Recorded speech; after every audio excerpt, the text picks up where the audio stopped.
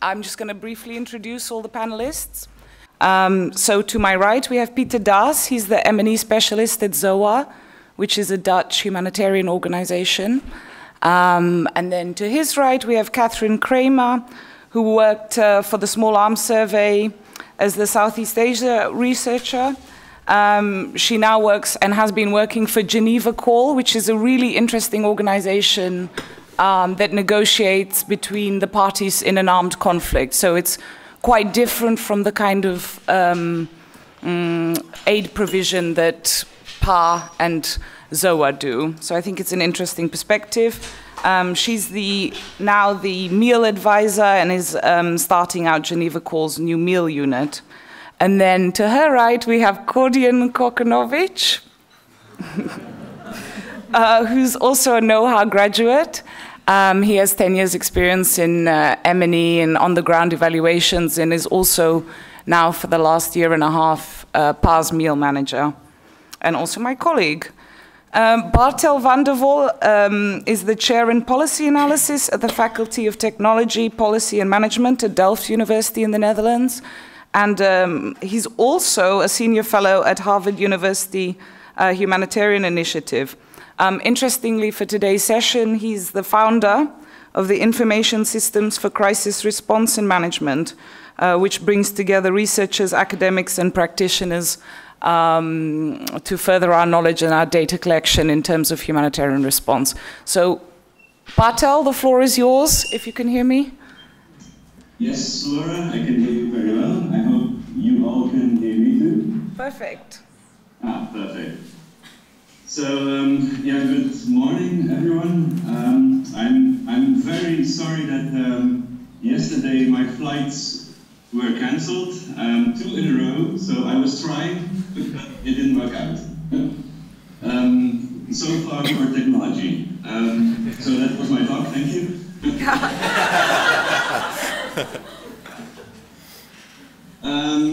No, nevertheless, I'm happy to be here and talk a bit about a topic that I think interests all of us and that we are increasingly trying to deal with. And that's on the one hand the need for more data. So what data can help us in shaping our decisions, in informing us in a timely manner.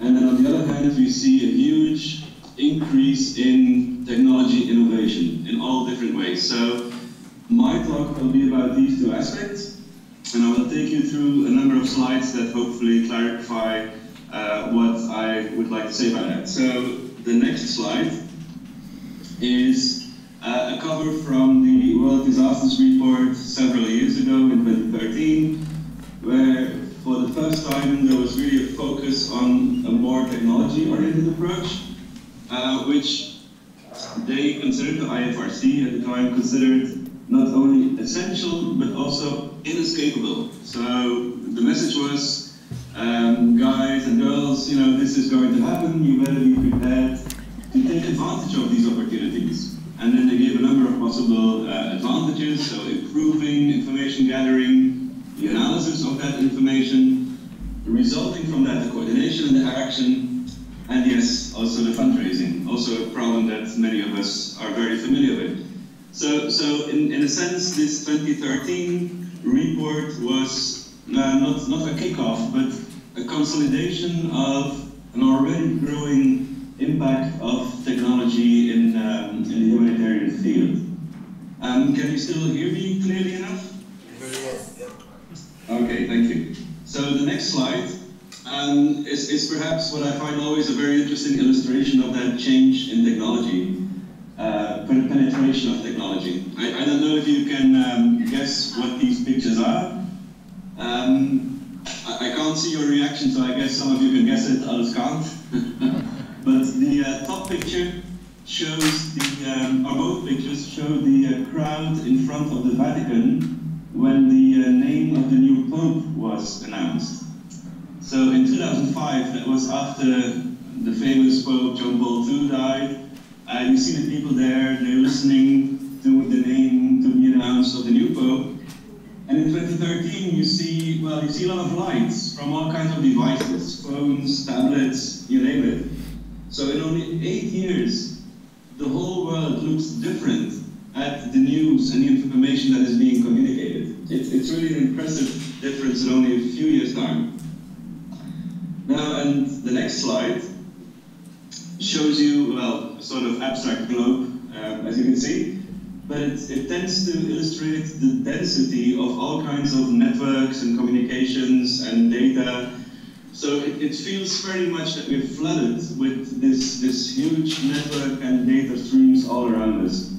And today it's of course good for us because then I can Skype to you and talk about my research from a couple of hundred or maybe 1,000 kilometers away. But of course we're also having an increasingly feeling that we're being totally swamped by this information communication technologies. Now the next slide takes us back a little bit to the big Haiti earthquake, 2010, so several years ago. And actually for many of us in the humanitarian field and the humanitarian response, this was actually the first showcase, so to speak, about a number of new technologies. And of course we had SMS text messages already around, so you see there the number 4636, which was opened up to anyone for free to allow people to send text messages to the government, to the responders, saying that, well, what they need. So I'm stuck here and I need help, or I need food, or I need water, I need medical aid. And all that information, and that was the innovation, was put on a map, which you see on the left corner. So you could see almost in real time a display of all the messages that were sent and were mapped on the map of somewhere in Haiti in this case. So you could also not only see how many messages were, as you could see in the numbers there, but you could also click on this, open it up, and see the requests that people had sent. That was definitely a very big innovation at the time in Haiti.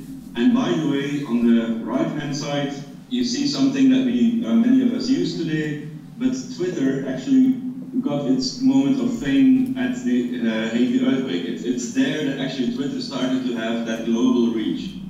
So technology was making a big shift around that time. The Haiti earthquake clearly showed the potential benefit and use of these technologies, and at the same time, that's maybe a bit ironic, but also this big disaster also allowed some technologies to gain a lot of visibility. So it worked clearly two ways. In the next slide, you see another famous technology player, Facebook, which I would be surprised that someone would not use it or have used it today. And this is the feature that they activated called Safety Check, where you or anybody else could indicate after an incident, a disaster, or in this case, a terrorist attack, that they are safe and that friends and family should not worry, they are there. Since then, Facebook has, of course, continued to explore that use of innovation and technology, and they now have some agreements with big humanitarian organizations, but that also causes some concerns, let me put it that way, and I will come back to that later on. In the next slide, you see a lot of innovations that are coming up around us. I don't know if you still remember actually the one on the left, the Google Glass, was hyped a lot, was promising a lot of new ways to look at things, interact with information and data. It did not really make it mainstream, but in certain industries, this glass is used on a daily basis. So the question still is open whether that will help us at some point in our work, maybe not immediately, but it could certainly definitely still come. Now would be the time that I ask the audience, who has never heard of drones? But since I can't see your reaction, I just assume that everybody now has at least heard of drones, or maybe worked with them, or maybe seen them in action in different humanitarian disasters. So these flying robots are used to for reconnaissance, for collecting data, for collecting images, videos, very often without much concern for ethical considerations. it's probably not always the best idea to send in these drones in certain areas right after the disaster, because you want to really also protect the dignity and the values of the people that are on the scene there. A bit more mundane, perhaps, also other organizations like fire response, police, of course, use a lot of new technologies these days that are developed in different labs. This is one lab example where they're working with. It's from the University of Agder in Norway, but there are many similar labs around the globe trying out these new technologies. The next slide, however, shows the reality as we, or many of us, know it. You see there an information landscape with posters, pictures, information sheets. If you're lucky, they're on some sort of a board, but maybe they're just on the wall somewhere in a room that is not too nice compared to, you know, the labs that we just saw. But that is reality, and that is what information and data looks like. In this case, this was after the typhoon in the Philippines, and that's how people are getting the information, the data. And it's not all that fancy. And that's just, you know, sheets of paper and printouts and maps hung up on a place. And in the pictures below, you see how people are living, working, trying to respond. The right-hand picture below, I hope you can more or less see this, shows a coordination meeting. Now, there's not a lot of technology there. There's just people sitting in a nice circle, listening to what everybody has to say, and there's a whiteboard. That's not very full, as you may not see, but there's not much on it. So it's a lot of oral, verbal agreement, communication, discussion. So where is all the technology here, you can ask? Rightfully so. The next slide shows you a bit of a contrast with offices. In the Philippines, the tent on the right was my office for a while. That was in a sort of a soccer football stadium, which had been destroyed largely by the hurricane. And on the left, you see a home office from one of the people we work with. So the reality of offices can be anything between a table with a computer on and a tent where you even are not sure of electricity or internet, I think. So again, these are the realities that we are working in. The next slide shows you people trying to escape a flood. You will ask very rightfully so, you know, what is the use of technology there? There is not much that you can do. There is definitely not much you can use. And in the next slide, you can see that Facebook then is, well, not so useful. It's just impossible to use anything of the technology that I just mentioned. And the next slide, you also can see that at the very basic infrastructure level, communication just is not there anymore. So very often after a disaster, everything is out, electricity is down, and to be honest, people are just at that phase, not concerned with that. They're looking to save themselves, to be safe, to have at least a place where they can shelter. And then the other things, yeah, we will build them up as quickly as possible, but they're simply not there. So with all the technologies developed in all these fancy labs, we can't do very much in these conditions. The next slide, I think is something what happens a lot after the people in the lab see the realities in the field. You know, instead of having their eureka moment, which they thought they had in the lab, they then see the reality in the field and they say, oh God, that doesn't work. What now? So what's the opposite of eureka? You know, it's like, I found something, but it's totally, or at least partially, not useful or usable in the field and in the reality of a disaster. So matching innovation on the one hand and the real needs on the other hand is crucial. And that is often a big challenge in our domain. The next slide shows you a very traditional, at least least in certain technology and business environments, interpretation of innovation. So on the horizontal axis is the time, so time proceeds from left to right, and on the y-axis, the vertical axis, you see visibility of a technology. So it usually starts with a trigger at the bottom left. Something new comes on the market, somebody thought of something cool and pretty and sexy, and that then leads very often to a lot of inflated expectations. So everybody or a lot of people start to look at that technology, a lot of people say, oh, how wonderful that thing is, and very quickly you reach this peak moment where expectations are just enormous. However, at that point, very often reality sets in. People get a bit frustrated by this new technology, get a bit disillusioned, and you get this sort of, trough, as they call it, or minimum of the curve, which is the trough of disillusionment. So people are very disappointed in a way. The technology loses its edge of sexiness, and so people are starting to, get really worried about it. And then what people hope is that somehow this technology becomes more mature, people are starting to see the real benefit of it, and then you get back the upwards movement towards a productivity plateau. So where the technology is stable, is mature, people are using it, and it's not anymore at the height of that peak that we had a bit earlier, but it's still very, very okay.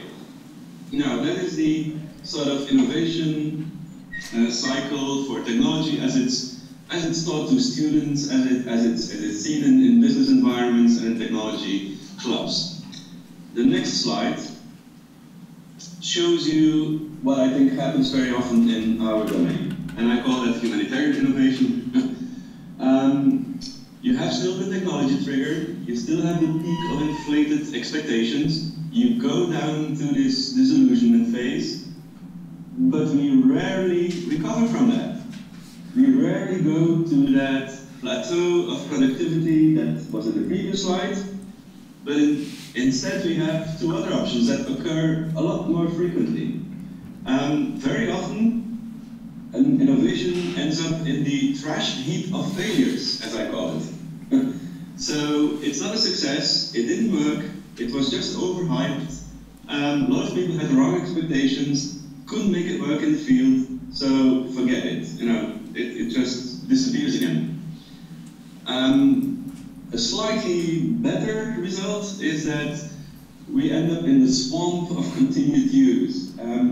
That means people use the technology, you sort of, you live with it, you go on with your daily life, and you try to use it to the best that you can, but definitely not at any level that is increasing your productivity anywhere in your work. So it's there, can as well use it, but it's not much of a value to you or your organization.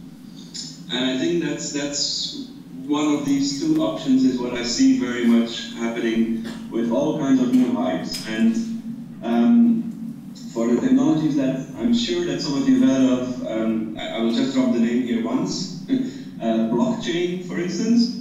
It remains to be seen where we are. I think we are still very close to the peak of inflated expectations, but I leave it to each of you to guess where it could end up.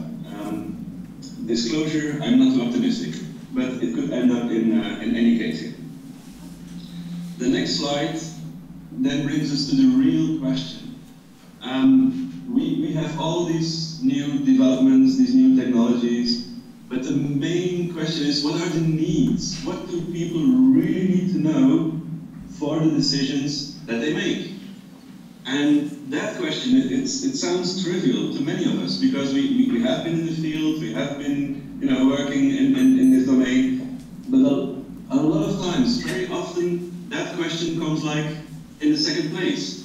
Now first, there is the idea that, oh, we have some cool new thing, and then secondly, the question is asked, oh, do people really need this, actually? So this question is essential, and you would with, we have published a report on that, which you can download from the link that you see here, and I'm happy to share my slides, so you don't need to write it down now. But there's of course a bit of a complication on the next slide. If you're still in sync with me, you see a sort of complicated graph there. Is that correct? Yes. Do you still see that? Yes. Okay.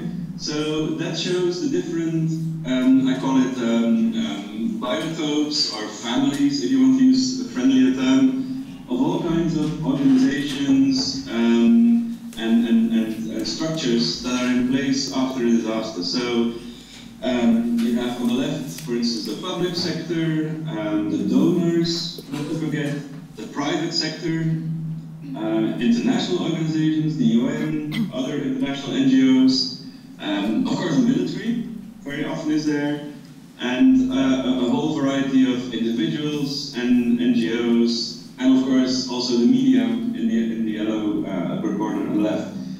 So when you ask yourself the question, who is the decision maker here? The answer is very often, well, it depends, what organization you look at, who you look at, when you look at it, because that also changes. It's a very dynamic thing after a disaster. So the very basic question that we just ask ourselves, what are the needs of the decision makers, often translates into a question, who are the decision makers here? And if you look into your own organization, it might be that it's not really clear within your own organization. So let alone when you are confronted with this variety of other organizations who are there with you at the same time. That often complicates things a lot.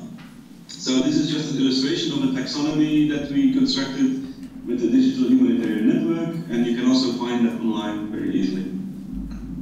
The next slide. I'm then drilling down a bit here in this slide to what are now the characteristics of information. And that is another big difference for us in the humanitarian sector. We have a thing called humanitarian information principles. And these principles, these humanitarian principles, are on the left corner of the slide, where you see impartiality, humanity, inclusiveness, and so on. And these very characteristics of information are for us essential. And we want information not to harm people when we collect information. So, as an example of that, impartiality, that is something where many technology developers struggle with, because in their worldview, their technology is good for everyone. It's good for the people. That's what they always say. And Google's old, adagio was "do no harm." It's good for everyone what we do. Now, in the reality of where we work in, or where you work in, it's not evident to collect information on everyone and share that widely, or not be very careful about protecting that data. Because you know, and I know, that information can be misused. It can also be used to identify certain groups that, for instance, oppose the government, or are not happy with this, or are, you can think of a lot of situations where that is a really important part of the information and the data that we collect. So, crucial, but not always looked like that by the technology developers. And then, of course, you have a lot of technical problems, interoperability, accessibility, and so on. So that's a technical problem that many of these technology companies can resolve. What is more difficult again is on the lower right-hand corner, the timeliness and the relevance of data and information. Very often we get data where we know it's relevant, but maybe it comes too late, or it comes too early, or it's not there when we need it. And moreover, that sometimes conflicts with the left lower corner of reliability and verifiability. Information can be very timely, can be very relevant, but unfortunately we cannot verify it. We don't know if it's very reliable. Maybe it's from that one source in the field, that we think is reliable, but it's impossible to confirm that through another source. So in that case, what do we do? So this graph, which is probably not the finest piece of art that I've ever produced, but it shows you a bit the different dimensions and characteristics of information, some of which are technical and can be resolved and addressed by anyone who has the technical skills, but the humanitarian dimensions are there crucial in communication, in sharing information, in using information. So that puts a whole lot of pressure on those of us who are collecting that data and want to use that for the decisions. So again, linking it back to the original question, what are the information needs? Well, there are a couple of questions you should ask in relation to that. The next slide, I give here two examples of these principles, and for two different crises, the Syria crisis, which is still ongoing, unfortunately, and then the response to the typhoon, which was a natural disaster. As you can imagine, for a crisis like Syria, it's very difficult to have timely information because you have to be careful. It takes a long time to collect, compare, process information. It's very difficult to develop, to define or understand the relevance of information. There's a lot of advocacy, and not always in the positive term of the word. You know, there's a lot of political games going on, which is very different from a natural disaster in many cases. I don't want to generalize as well, but where you have shorter times in producing standardized products like maps. You know, we do that very swiftly mostly, and that's what OCHA is doing, Map Action is doing. I don't know if they're present today, but that's what's happening there. In natural disasters, there's very much a headquarters-driven request for information. To be honest, I saw that a lot in the Syria response as well, but that didn't always go so well, but that's another discussion. And on the next slide, the reliability and verifiability of data and information is also, of course, as you can imagine, very different. From very unreliable in any conflict situation, I believe, a lot of questions on the verification, protection of sources, rumors. I didn't mention fake news yet, but you see that a lot. Also, of course, in conflict, much less for the moment in natural disaster response. But these are all dimensions and aspects that we should be very careful about and be considerate. Know that these things are playing. And I'm sure that many of you know that and have experienced that yourselves, but it's not always a realization that is present in the rest of the world. Next slide. I want to come to, excuse me, to some conclusions here. We need information, we need data. But there's a couple of things you should, or we should all remember, and we all know in a way. But information, for instance, is only a really small part of the decision-making process in any organization. If you go higher up in the ranks, you will see that decision makers, and I don't want to say anything negative about high-ranked decision makers, since I don't know who's in the audience really. So I hope I don't offend anyone, but decision makers tend to simplify a problem to the point that they can really manage and grasp it, and at some point they start to discard information because they know enough. They understand it now, and now is the time for a decision. But often that comes at a cost. There's a satisfaction or a satisfying point somewhere in their decision, and new information is discarded. We've seen that quite often in the work that we've done in the field. Secondly, I think everybody has heard statements like, my gut feeling tells me that we should do this, or oh, I've seen this before, this is something I recognize, so we did it like that last time, let's do it again this time.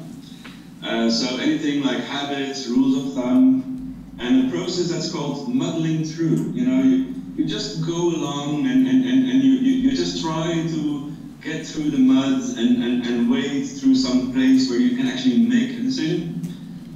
that is sometimes very irrational, and very often people cannot really explain rationally why they have made that decision and what information they have used for that.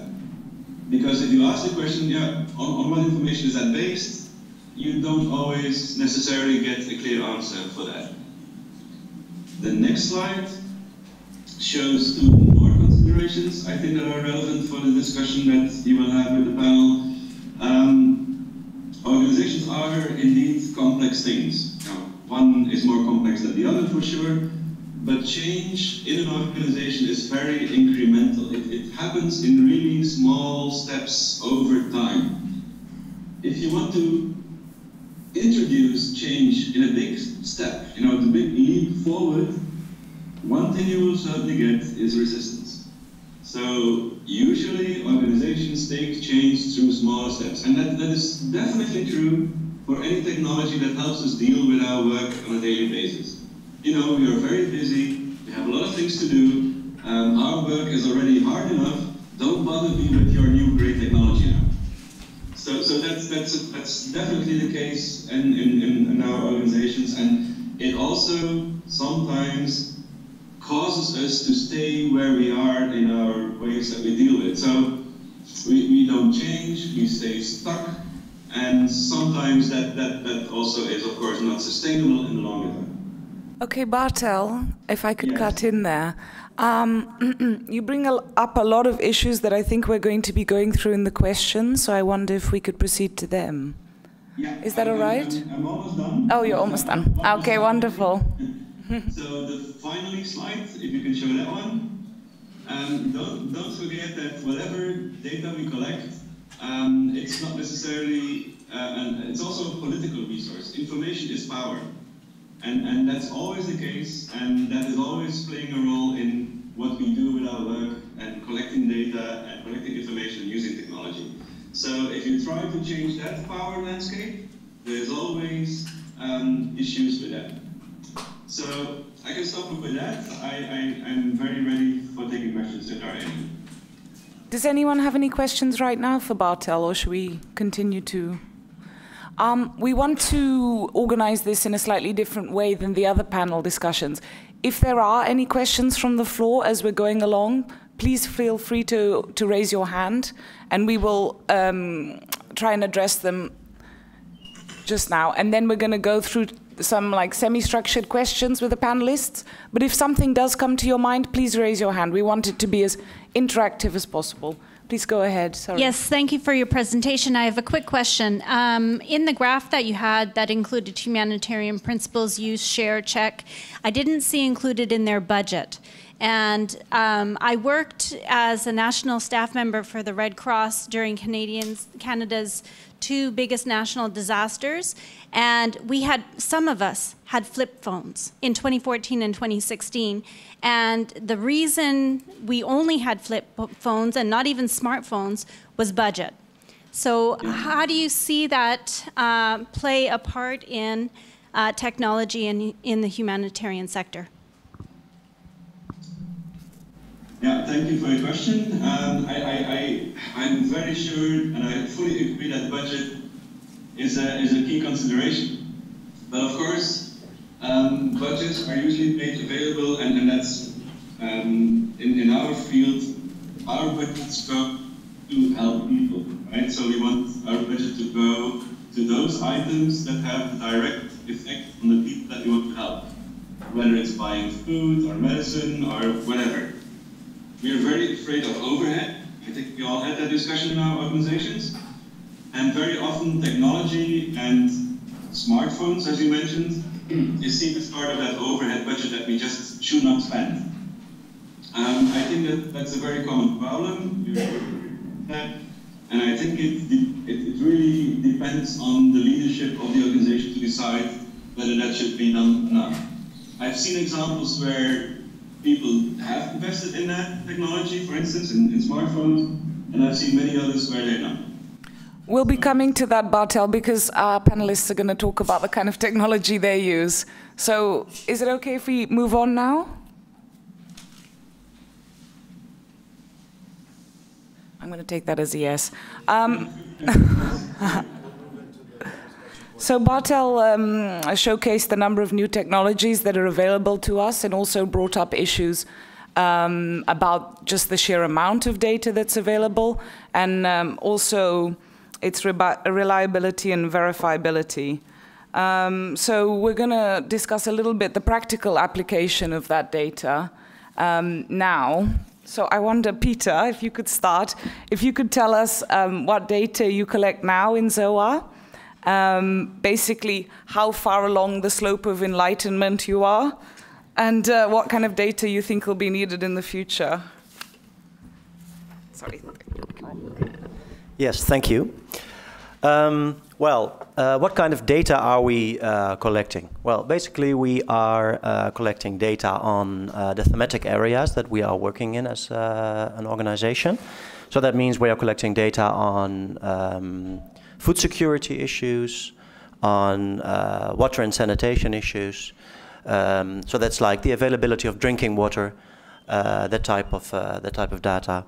Education, retention rates in schools, on primary education mostly, also on peace building issues, and of course also in the relief, so the immediate disaster response settings, also on these topics, needs assessment, like what is the immediate needs of people after a conflict, immediately after conflict or another type of disaster. So like, do people need food? Do people need shelter?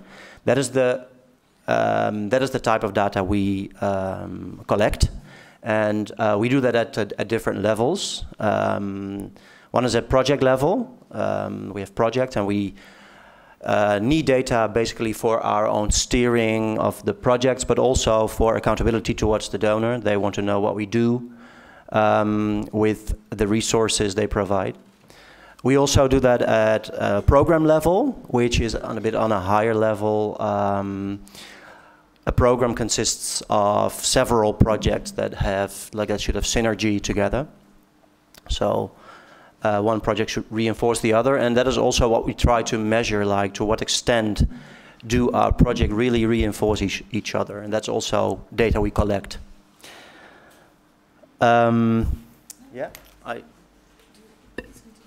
Okay, so you were also asking, like, on what stage on the scope of enlightenment we are, and I think that means we're already moving a bit more into, like, how are we using technical means to collect those data.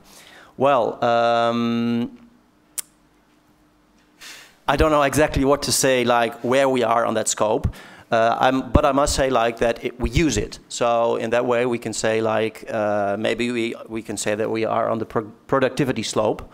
We use for our data collection mostly digital means, meaning smartphones, tablets, digitalized questionnaires, with the exception of regions or locations where we are not allowed, or where it's a security issue to go there with technical devices or smartphones or tablets.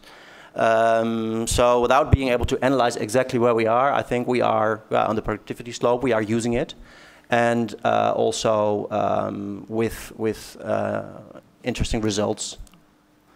Maybe I should pass on to the other. Katherine, the floor is yours. Thank you. First, perhaps I should explain just a little bit about Geneva Call, because then it will make a little more sense what kind of data collection we're doing right now.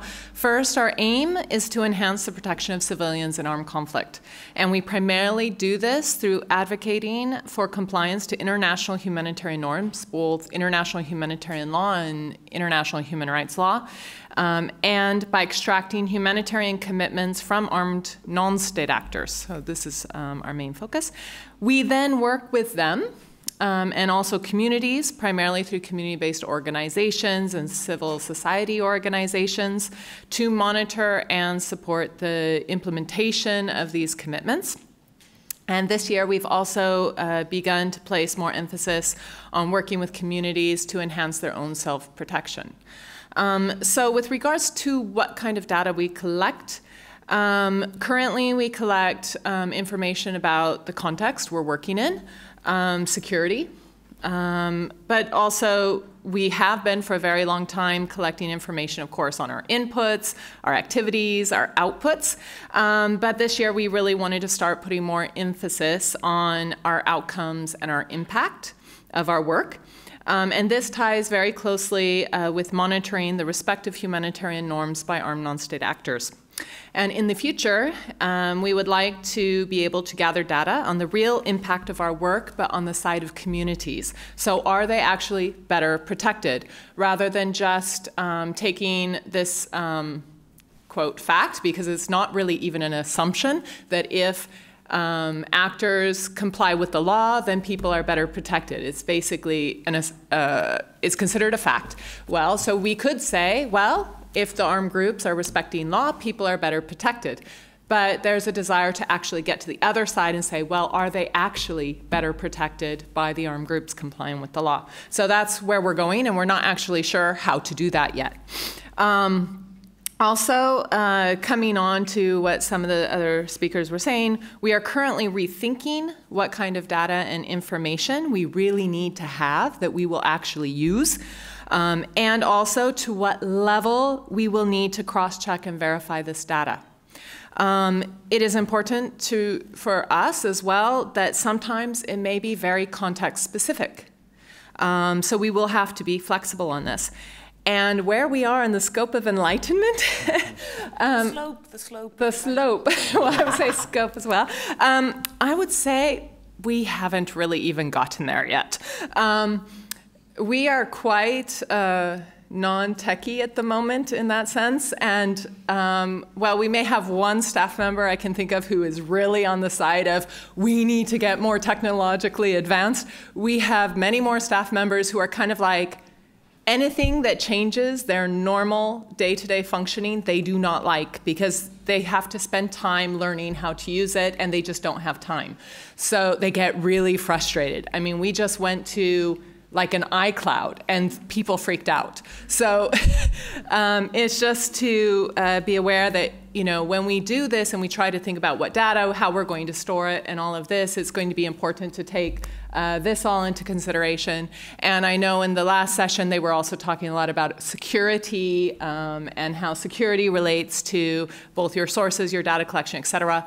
We're actually currently also looking at how do we you know, we're going to create a policy on actually data collection, storage, and utilization that not only will give guidance on how to go about doing that, but also very much on the security aspects of each aspect of that. Thank you. Thanks, Katherine. Kordian? Yes, thank you. I'm very happy to represent here Polish Humanitarian Action. I think it's also to speak a little about the nature of the activities. I think PAH is a sort of a traditional service provider in humanitarian assistance. Our flagship activities include WASH and the WASH activities in Somalia, South Sudan, Syria, but also we do food security activities, mainly that concern food distributions, and this also across the 5 countries we work in currently. That also includes the Ukraine and Iraq. So one of the functions of our data collection is to support projects and support programming. So we have to collect the data from our beneficiaries and primarily from our beneficiaries, the data on the programs. This concerns the data for needs assessment, but that's also a part on the programs. And in terms of meal monitoring, this is mainly how we, what we want to monitor is what happens with the beneficiaries and the use of aid. And then we also what we struggle with, or what we want to include both, is that we want to have independent monitoring that gives us an opportunity to increase the quality of aid, include corrective measures on our ongoing programs. We also have experience with formative and summative evaluations, and we are trying to increase the use of that. Also third-party monitoring inside Syria. So we collect all sorts of different data in terms of WASH. So how do people access water? Whether do they access the water points, water sources that we have rehabilitated? Do they have to pay for water or not? And in some cases, it's legitimate to pay for water because it's part of the agreement with the local actors. Sometimes it shouldn't be in place. So this is this is a source for us to follow up on the corrective measures. Yeah, in terms of food distributions, we perform post-distribution monitoring. So we verify whether people actually received what they were meant to receive, how long they use it, whether they use it, and how do they benefit. Also, if we perform different types of distributions, whether people, whether this is the best quality that people could approach. And we have obviously a number of new areas where we are piloting. So, for example, we started using a protection sphere and participation, and we inquire about this. We use technology and household level. At household level, we try to include mobile data collection. And I think we are thrilled, I'm thrilled, and our teams in the country offices that we maintain to use technology because it is a way to scale up basically the data that we collect at household level. But then we automatize things, and then we realize that we have limitations. So, for example, imagine we have protection questions in South Sudan. Yeah? That's very interesting, also recommended by the donor. So automatically M&D teams included questions on, to the beneficiaries, do you know eligibility criteria for assistance? Yeah? And then you have this on your mobile phone, yeah? Our enumerator has, do you know eligibility criteria? And you ask this to a person in a rural area. Yeah? So even our enumerators don't get this question. Yeah? And then how they are able to ask this question to a local community. Yeah? So this is something, and then technology is not enough. You need a direct personal contact to make this data, what Bartel just told us, reliable and verifiable. Yeah? You need a personal contact. And I have seen this year in September, October, our M&D personnel in South Sudan training enumerators on similar questions, or how, and the question on the tablet appears, have you applied coping strategies? Like, yeah, and then we have 15 minutes discussion with enumerators what a coping strategy is if they lack something. Yeah? And this is where simply relying on automatized technology is not enough. Yeah? And this is, and we have similar cases with food security indicators. Yeah? So we have to, our teams train enumerators to collect data on food security and food consumption score. So basically we inquire about the access to food, and the questionnaire, the methodology is based on a recall. Yeah? So enumerators ask, in the last 7 days, what type of food groups have you consumed? Yeah? And apparently in the project, in the questionnaire design, there was a mistake made that they could only answer from 1 to 7. Yeah? So, for example, have you consumed meat within the last 7 days? And they couldn't answer 0. Yeah? The answer was from 1 to 7 because there was an error, technical human error in the design of the questionnaire. And then we ended up concluding that there are no food insecure people in Somalia. Yeah? Yeah, and so there are problems and things with technology, and these are the types of data we aim to collect and made to scale up, speed up, and I think we managed to speed up a lot of data and increase access to data, but it's not enough. Yeah? It's not fully relying on technology is not sufficient. Yeah, maybe I can respond to that because I do recognize very much this type of problems that arise. I think it is because now that we are or have been introducing technological means for data collection, even the attention of us as like overseeing the data collection tends to shift to the new thing, which is technology. And thereby, we forget about the normal, traditional training of enumerators, which means that they should be explained. It should be explained very well to them what a question means. Do they fully grasp what actually the purpose of this whole thing is? And like we had exactly the same thing. Like we were much more focused on, okay, does everything work? Do the tablet work? Are the batteries charged? Is everything okay? And then that way, yeah, losing sight of the more traditional M&E things, data collection things. So I think it's a very good point and an important lesson, I think. Just to say, we did verify all those responses. We did not use the incorrect data. There is food insecurity in Somalia. Thank you. But I think it's a good example. You often get responses where, you know, 3.5 people accessed the health services last month because they've used an average. Hopefully we don't have half people. So there's obviously issues with the as we said, the verifiability of data. I wonder, I mean, we've talked already, you've answered, I think, a bit of the second question, which is the channels we use for collecting that data. Did you guys want to expand on any of those? Yeah, Katherine, please, because... Yeah, I don't think I mentioned so much what channels we use to collect data. I think it's important to realize that until recently, Geneva Call hasn't had much of a field presence. So we've done our activities by going back and forth to the field. So we've been very reliant on our network of actors, whether it's journalists, civil society organizations, community-based organizations, other humanitarian actors, just to name a few, including armed non-state actors, by the way, with regards to getting the data. And most of it is through face-to-face meetings. I think that's quite a lot of the information.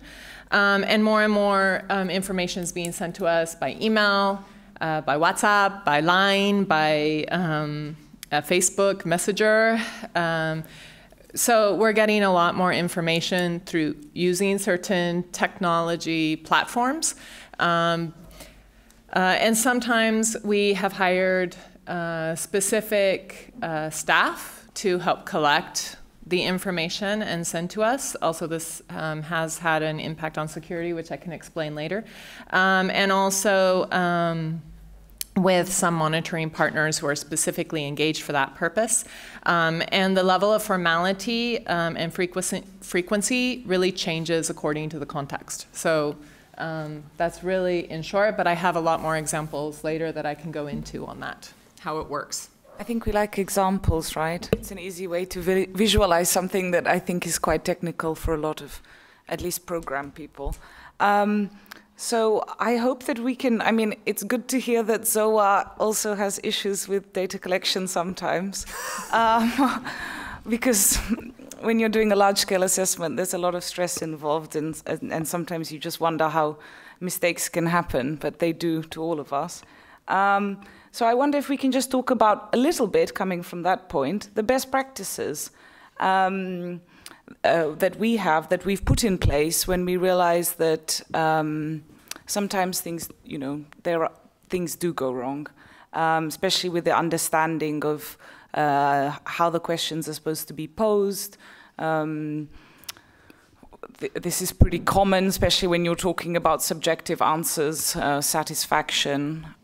You know, if the enumerator says, "Are you satisfied?" then I think most beneficiaries are going to reply yes. But rather we want to, you know, to get further in and more deep in terms of whether they are actually satisfied with what we're providing. So if we can talk a bit about what lessons learned do we have in terms of technology in meal and best practices. And it would be great also to get Bartel's input. I wonder if he heard that rather convoluted question. Has he got some best practices to share with us? I mean, if he wants to join in now, we can start here. It's up to him. Perhaps we start. Do you have best practices, Peter, that you want to share? Well, the first thing that comes to mind is testing. Like many things that go wrong with data collection in the field, could have already been, could have been avoided if we would have tested the tools better. That's not something new and not something for technology. A lot of it is not new, but it's just overlooked easier. Like, we did a lot of dry runs, let's say, like just playing like with the enumerators, role plays, and then over and over again to see what kind of things could go wrong. And I think we have avoided some problems with it. Still, you always will come across surprises. But I think to test the tools, that's one of the most important things to do. I would say it's a best practice. It may sound obvious, but in some way it's not always done. We have also, sometimes you're in a hurry, you need to pay the enumerators, they're quite a lot. You need to train them. You want to keep the budget low, so at some point they make you believe that they understand everything, and you start, you know. So, but I'm sure that you actually save money by testing it. So that's the first thing that comes to my mind. There are a lot more. Maybe one of the other. Yeah, I will be happy to say, because I think the testing and training enumerators is obviously very important, and this is also, but it's sometimes in the contrary to the pressure of time. So, for example, in South Sudan, we have emergency response team that is doing WASH response, and then our, let's say, separate monitoring team is flying in to do baseline and endline. And this is done within a very short time. Actually, I think we can be proud, because PAH is one of the, in South Sudan, one of the EPNR, Emergency Preparedness and Response Partners in WASH, that is capable to perform baseline for each and every intervention. That is not the case for other EPNR partners in South Sudan. But this is, it's a very few days for training enumerators, collecting data, and getting out of the location. Yeah? And this is the pressure of time is huge. So sometimes I have seen, generally my colleagues inside, they have a schedule that they pilot their data collection inside, but it's not always possible. So last time there was more emphasis on supervision of enumerators while they are in the field. Yeah? And this concerns looking at how they do things whenever it's possible. And in South Sudan, my colleagues from Juba in some locations are able to do this. In a location like Syria, it's becoming more difficult, yeah? Also because we have multiple locations, we have team structures and team leaders that supervise the other team members, and all this is not a straightforward process, because you have to train people at every level on a slightly different things. I think one of the lessons learned or best practices also keep the institutional memory of using paper-based questionnaires. Yeah? And exactly what we said. A typical standard operations with paper-based questionnaires, training of the use of paper, how to make sure you print it, make sure you then label and record them, number them, you keep them, you store them for data quality control, that you can compare the data on your analysis platforms and with the paper, prepare for destroying, burning the paper. And in many contexts it's really necessary that we have in place automatic process, not technological one, but we have a campfire, yeah? And we are, or we have a small place in a bush where you can burn the questionnaires not to disclose any data. So I think these are some of the things that we that we have to keep in mind also. Thanks. Katherine, I thought you might have something to add on the security aspect of best, since you're working in such sensitive... Sure. Just to be clear, we've never actually done a survey like that. So I'm not going to be talking on survey stuff. But One thing as I said before, we have a lot of partners who collect data on our behalf. And just in one context, I could say that turned out to be what appears so far to be a best practice with regards to one situation where we don't have access to the field, is that we have a memorandum of understanding with one organization, because we're not sure how much our server is safe. You know, there could be hackers, etc. So we actually use a nickname on the MOU with them, and they provide us password-protected monthly reports using an encrypted email program that is not linked to either organization. So basically, the staff person has set up their own account, a separate account, that they can receive these reports from that is not linked in any way to the organization. The other organization has done the same. And then when they're sending information, they send a Skype or a WhatsApp message saying, by the way, I sent you something. They give the password. And they make sure not to use any private personal identification within those messages. What becomes a problem, as my colleague says, is remembering the passwords. Which password for which document? Which, you know, I mean, she has a slew of passwords, and she's like, I don't remember them anymore. How am I going to open this document from several months ago when I don't even remember what the password we used for? And to make sure that those passwords are changed on a regular basis is also quite a challenge. And of course, you also want to be careful of the security of the passwords, so you don't necessarily want to record them anywhere, or if you do record them, you need to be clear on the safety of where you record them. So that has been quite a challenge there. And I'll leave some of my other examples for other questions. Cheers. I think we actually had a little question from the floor. Our emergency manager, Carol. I have a question because it sounds really loud. Hey, hello. It sounds that you have really beautiful techniques to gather data on the front end from the beneficiaries. But in the beginning, it was said that data and information should be used for decision makers. The real decision makers are the donors and the general public. They give us money. If they will give us $1 billion for a wash need in Syria, NGOs will prove that there's a gap of $1 million in wash in Syria. So how do you use, or what is the best practice to use technology, to use this data, a lot of data that you gather in the field to inform the real decision makers? Who wants to take that then? Oh, Bartel? No, I don't think so. Yeah, Bartel, okay. Can you hear me? Yes. Yeah.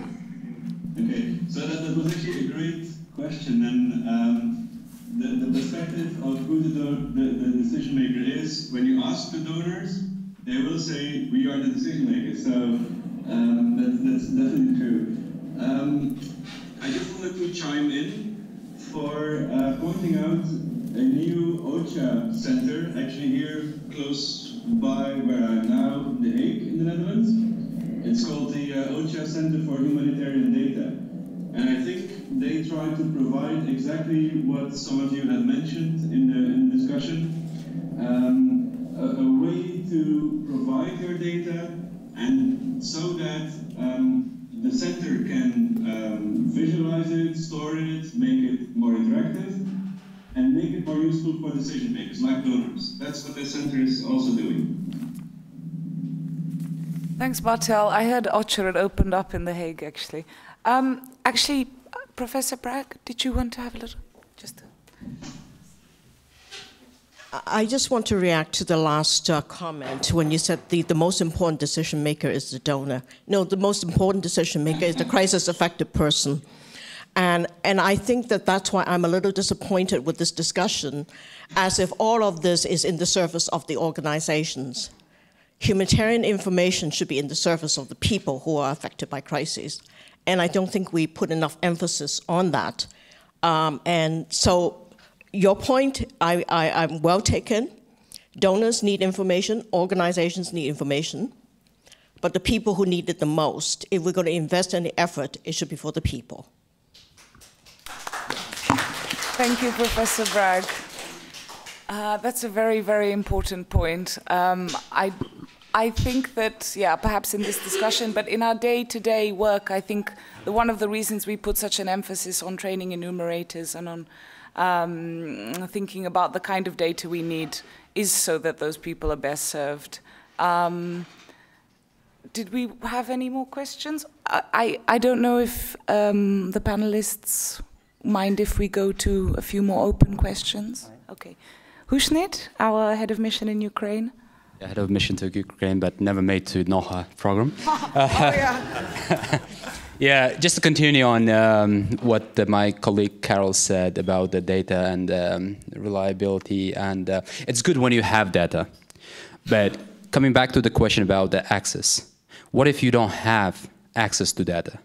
So as a practitioners and being in the field, we more often, I would say, than rather, I mean, confronting with a situation where we are denied of access to the field due to security, due to political reasons, you name it.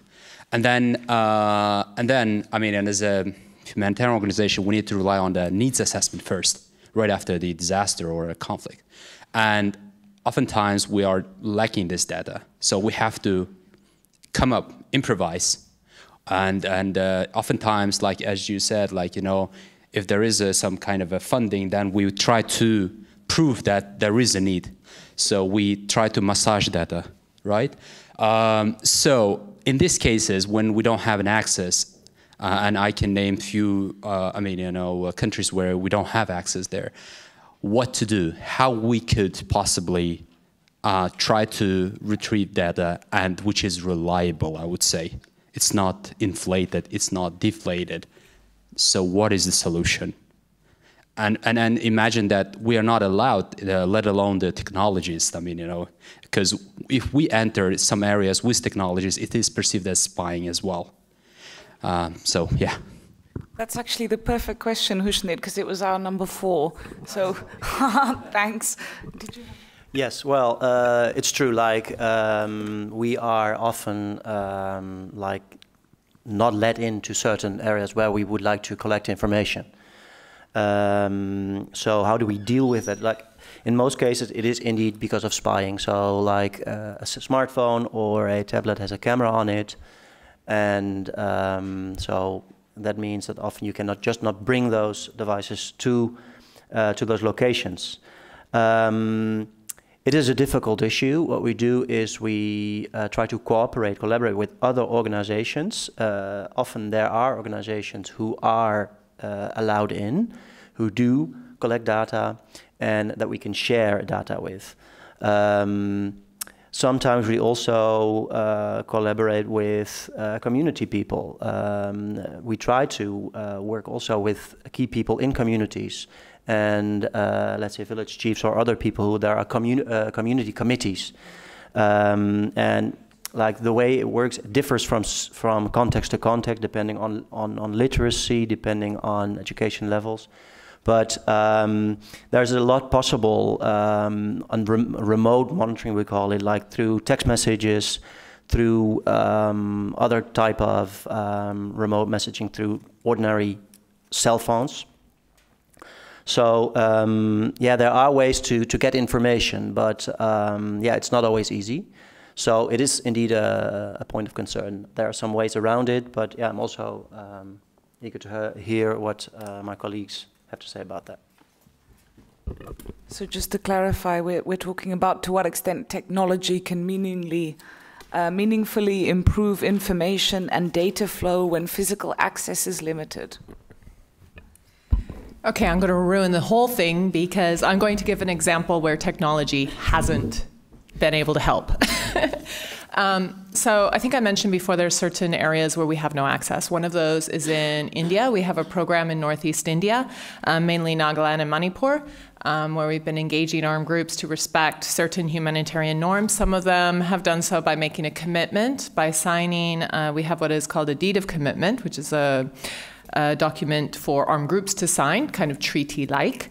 Anyways, we have some who have signed a ban on anti-personal mines, others for protection of children, others for the prohibition on sexual violence and gender discrimination.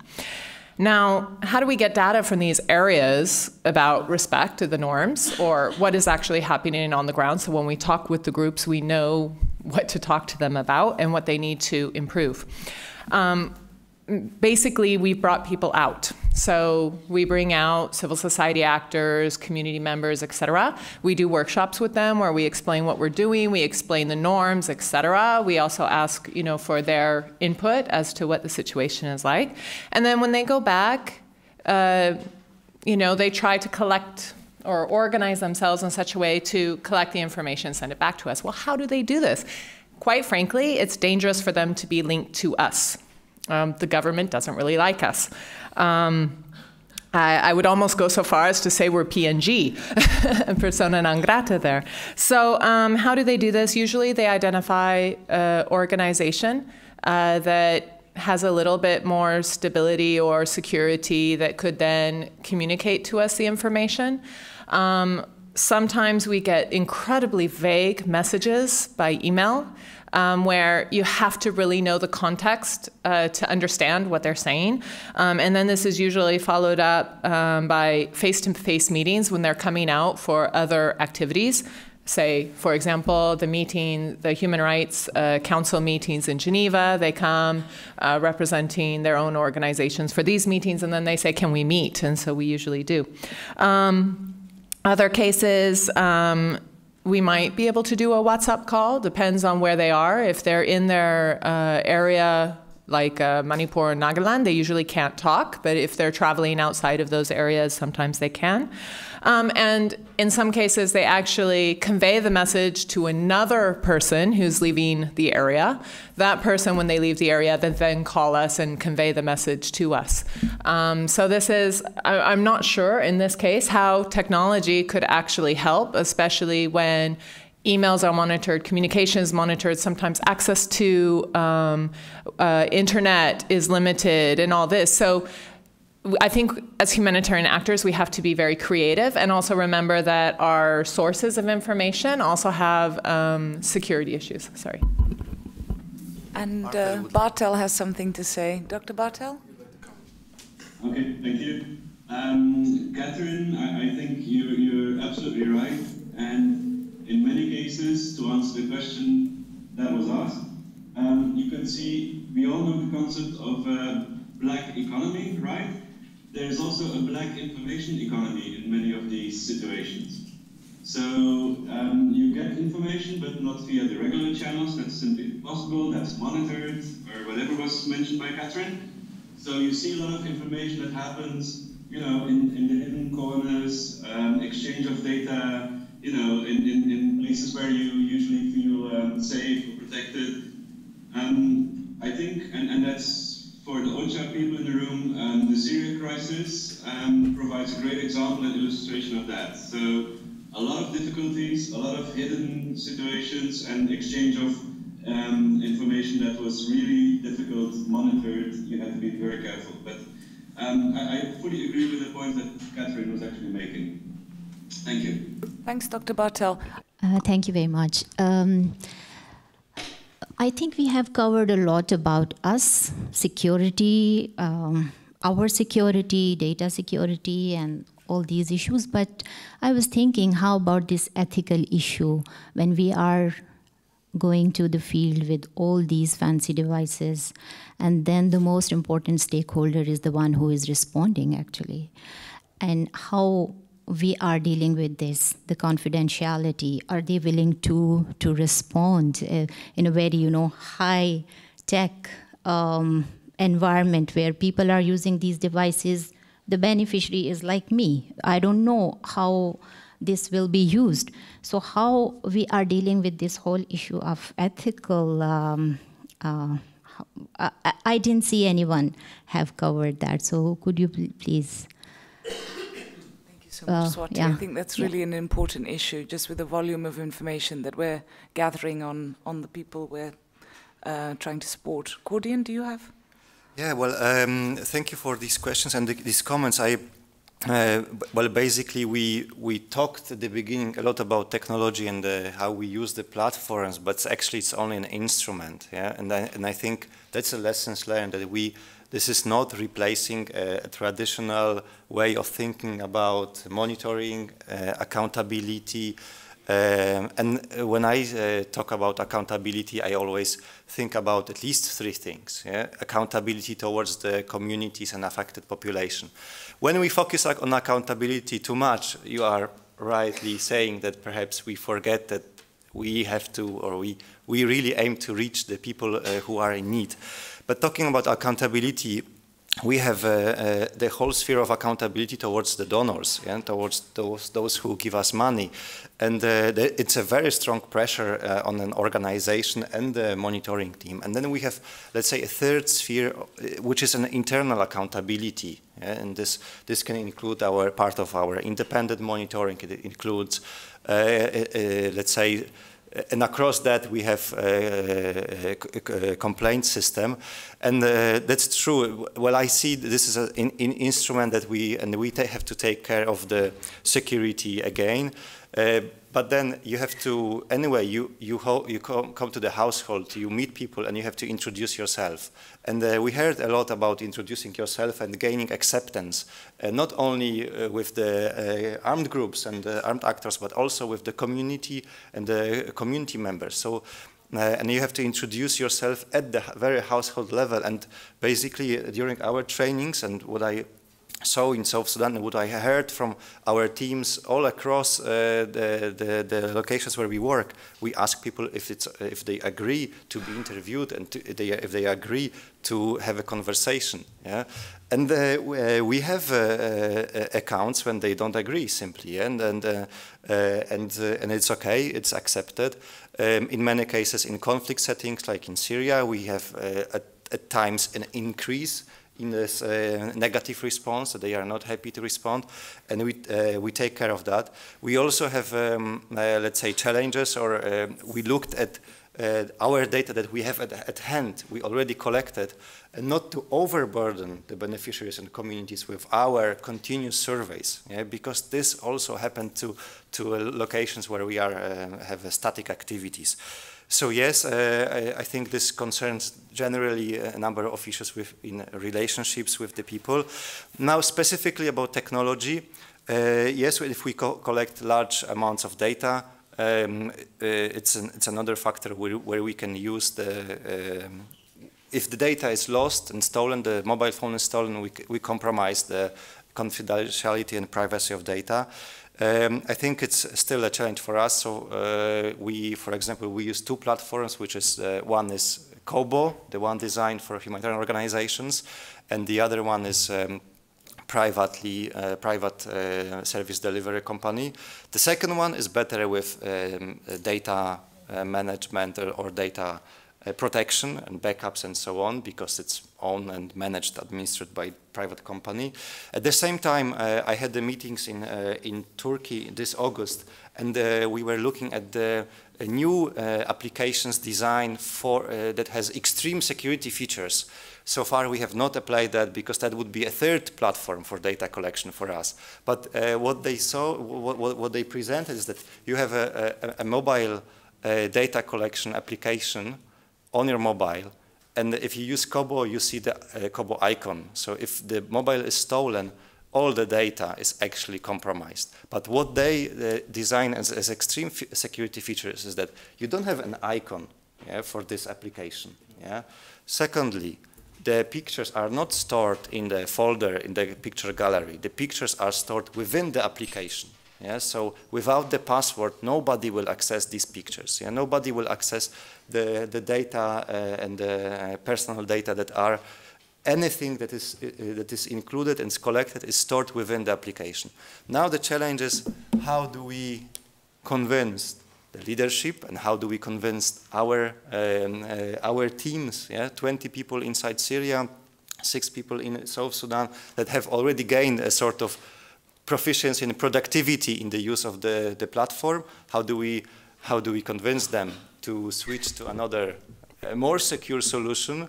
Yeah, and also how do we secure budget and funds to move to that?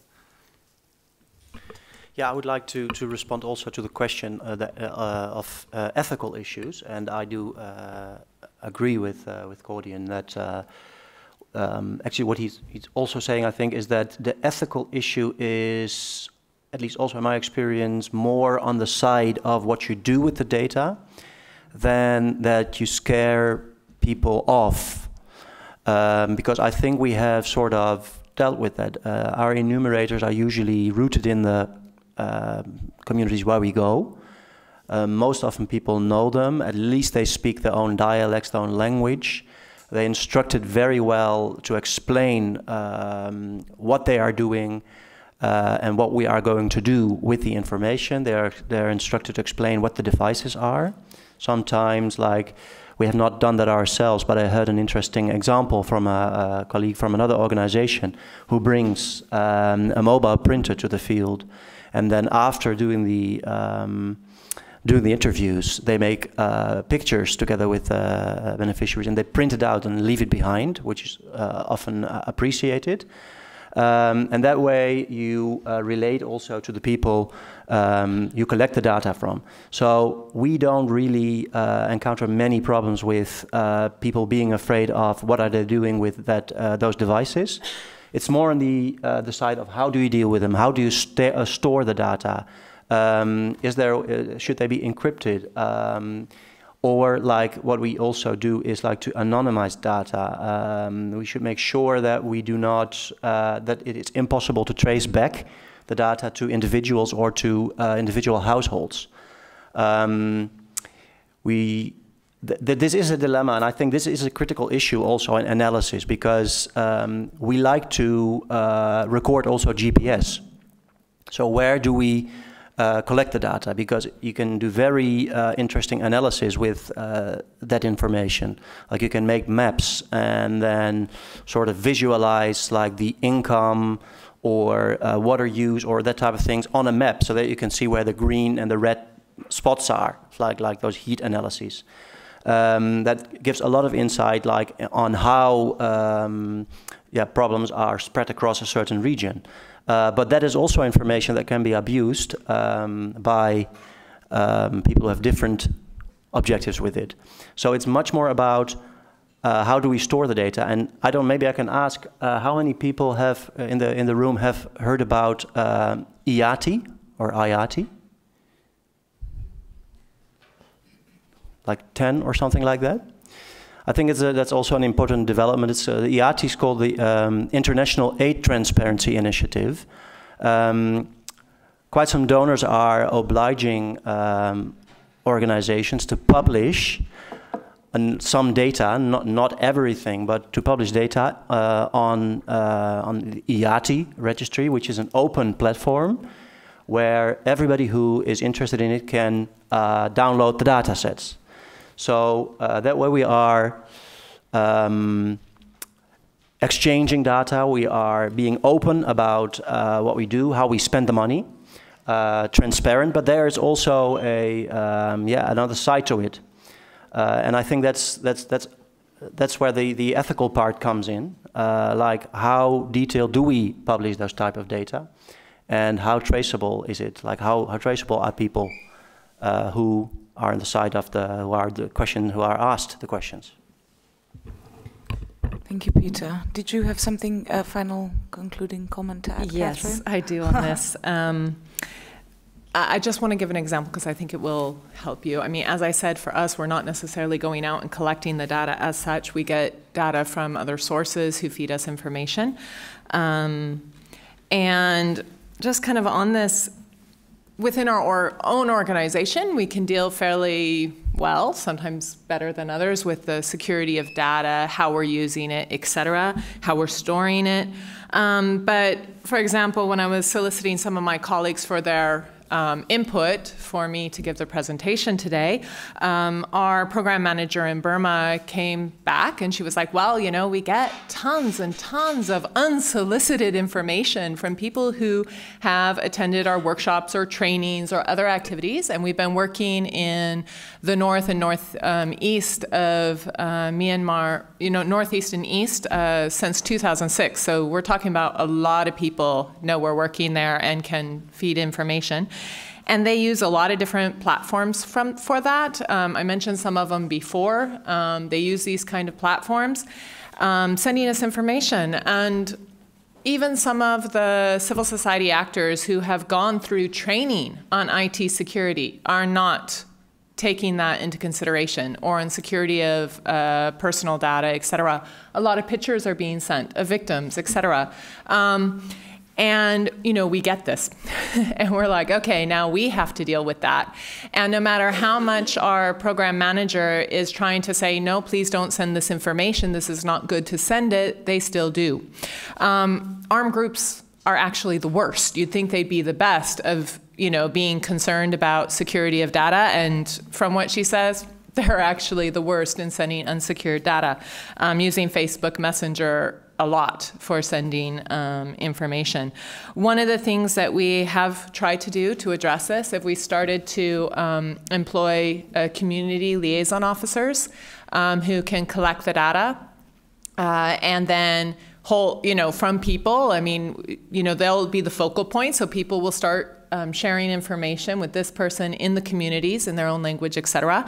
And then they, if it's security sensitive, they just hold on to it until such a time as the program manager can talk to them. If it's relevant, they will share this information in more of a face-to-face dialogue again, so it's not going over these platforms. Also, I must say that sometimes we get information that we really would like to try to address because it's a big issue, and yet we're told not to by the person providing the information. We're told that, you know, not to act on it, to keep it highly confidential, because the people sharing it with us are afraid of negative repercussions of sharing that data. And so this is something we also respect. We have to, but it does make lives a bit more difficult when you're talking about protection of people on the ground and how can you enhance that protection. Thank you so much, Katherine. Thank you to Kordian, Katherine, and Peter. I really appreciate your inputs, and also to Bartel, who wanted to pass his regards on to all of you. Also, I mean, if you're very interested in this this movement, in the digital humanitarians, look up Patrick Meyer on TED Talks. Just a little thing. I watched it last night to prepare. It was super interesting. I really think that we've come up with a lot of the important issues in, you know, in the brief time that we've had in terms of the vast amount of data available, what is needed, how we continue to respect the people that we're gathering this data from, and the verifiability of the data, which is something that's also an issue when we're not there to collect it in person, when we're doing it through interlocutors or through other digital means. So I hope you found this session interesting. It will be something that you're all working on if you go into the humanitarian sector. We're the conduits for this data, usually, if you're working in programs, and it's an important part of our jobs to be able to understand and disseminate this information in a way that has an effect on decision makers and on our ability to support the people we're there to support. So thank you very much. This is the end of the first part of our conference on current challenges in humanitarian action. I would like to seize this opportunity to thank all who made it happen, who contributed to those 1.5 days of our very vivid discussions and exchanges, to our absolutely fantastic speakers, fantastic moderators, and fantastic audience, unbelievably committed and enthusiastic. But particularly I would like to thank two persons who spent last days, weeks, almost months on preparing it, Kasia and Frank, who were really extremely instrumental.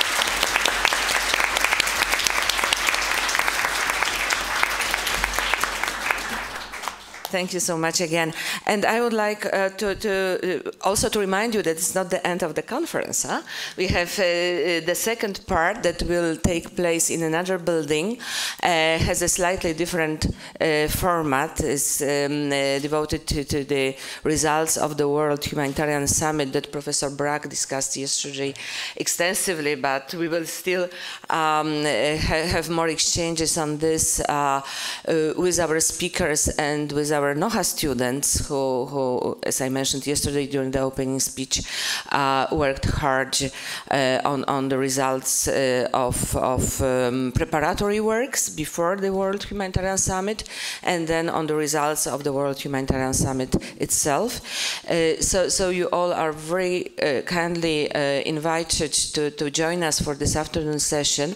It will take place, you have it on the program, at the Palace of Tyszkiewiczów Potocki, which is located at the main campus of the University of Warsaw.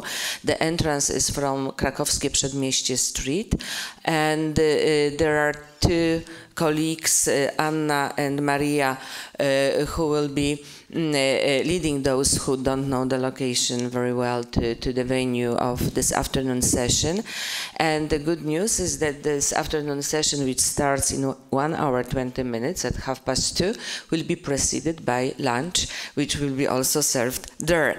So therefore the suggestion is that immediately after this session, we go as a big group to the venue of the afternoon conference and enjoy lunch together, and then listen to the topic World Humanitarian Summit, what's next. Thank you so much. Thank you again. Thank you.